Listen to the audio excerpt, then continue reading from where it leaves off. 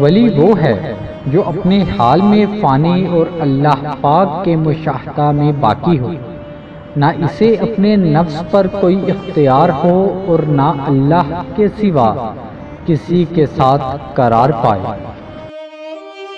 اللہ تعالیٰ کسی جسم میں داخل ہوتا ہے تو پہلے اس کو تباہ و برباد کرتا ہے، اور دل میں خواہشات اور آرزو کے جو بڑے بڑے امراء بیٹھے ہوتے ہیں ان کے سر نیچے کر دیتا ہے۔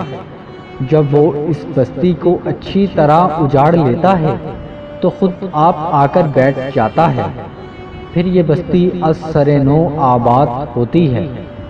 پہلے اس تعمیر کو ویران کرتے ہیں، پھر اس تعمیر کو دوبارہ استوار کرتے ہیں۔ یہی کار تصوف ہے، یہی اللہ کا طریق ہے۔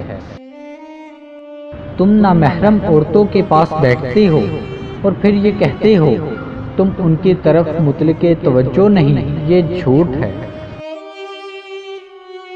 تم پر لازم ہے کہ تم اپنے نفس کو بھوک کی چابک لگاؤ اور اس کو خواہش، عیاشی اور خود نمائی کی نفی کی چابک لگاؤ۔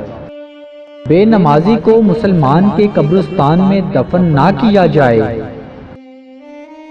جو شخص تنہا ہوتا ہے وہ محفوظ رہتا ہے اور ہر گناہ کی تکمیل 2 سے ہوا کرتی ہے۔ اے عمل کرنے والے، اخلاص بھی پیدا کر، ورنہ یہ کوشش فضول ہے۔ اگر دولت مند بننا چاہتے ہو تو اپنے دل سے دولت کی خواہش کو جلا ڈالو۔ ہنسنے والے کے ساتھ ہنسنے کے بجائے رونے والے کے ساتھ رویا کرو۔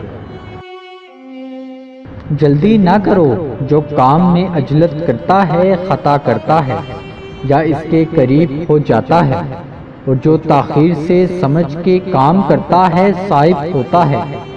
یہ قریب باصورت جلد بازی شیطان کی طرف سے ہے اور تاخیری آہستگی رحمان کی طرف سے ہے۔